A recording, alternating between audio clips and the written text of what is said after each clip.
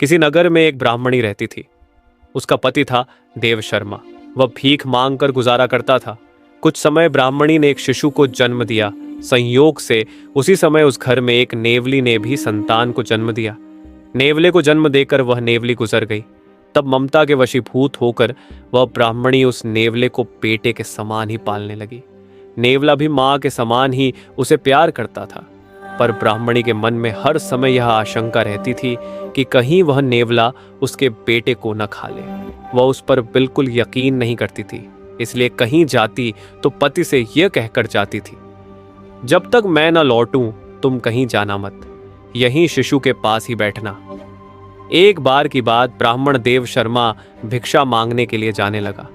तभी ब्राह्मणी को याद आया कि घर में पानी नहीं है। उसने कहा, तुम थोड़ी देर रुको, मैं जल भरकर लाती हूँ, तब तक तुम बेटे की निगरानी करो, यहाँ से हटना मत, मैं पानी भरकर अभी आती हूँ।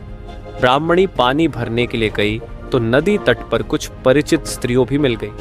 बातें चल निकली। घर गृहस्थी की बातों में समय का कुछ पता ही नहीं चला।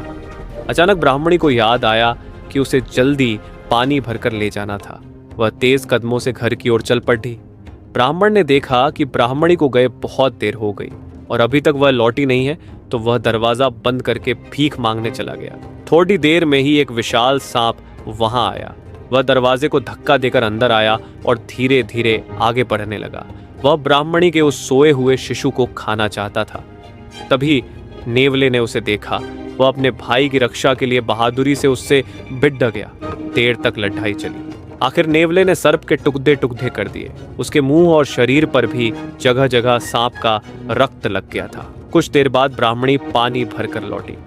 दरवाजे को बाहर से बंद देखकर वह मन ही मन बद्ध लगता है वे दरवाजा बंद करके चले गए हैं। मैंने कितना कहा था कि हमारा बेटा सो रहा है, यहाँ से हटना मत, पर ये मेरी बात को तो मानते ही नहीं। कहीं इस नेवले ने कुछ गड्ढबद्ध कर दी तो बद्धी मुसीबत हो जाएगी। आखिर ब्राह्मणी यही सब सोचती हुई दरवाजा खोलकर भीतर आ गई। तभी नेवला भी दौड़ता हुआ वहां आ गया। वह जल्दी से जल्दी अपनी बहादुरी का कारनामा माँ को दिखाना चाहता था और बदले में माँ से लाड और प्यार पाने की आशा करता था।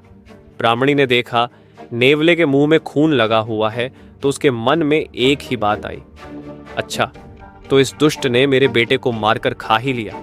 गुस्से में आकर उसी समय उसने अपने सिर पर रखे पानी से भरे गड्ढे को नेवले पर पटक दिया। नेवला उसी समय मर गया। नेवले को यूं अकारण मरने का दुख तो था ही, पर मरने से ज्यादा उसे इस बात का दुख था कि आखिर माँ ने उसके अच्छे काम पर उसे यह सजा क्यों दी। उधर ब्राह्मणी ने अंदर आकर अपने सोते हुए शिशु के पास जब टुकड़े टुकड़े सांप को देखा तो उसे सारी बात समझ में आ गई। अब तो उसके दुख और पछतावे का कोई अंत नहीं था। जिसे उसने बेटा समझा और बेटे की तरह ही ममता से पाला था, उस प्यारे नेवले को उसने बेकार ही मार डाला। नेवले ने तो पूरी बहादुरी से सांप से बिड्ढाकर ब्राह्मणी के बेटे के प्राण बचाए थे, पर बदले में ब्राह्मणी ने कृतज्ञता जताने की बजाय उलटे उसकी जान ले ली। ब्राह्मणी अब उस नेवले की याद में आंसू बहाने लगी। ब्राह्मण जब वापस आया तो उसे भी सारी घटना पता चली। सुनकर उसका हृदय भी दुख से भर गया। शोक से भरकर उसने कहा, जो बिना सोचे काम करते हैं उनका यही हाल होता है।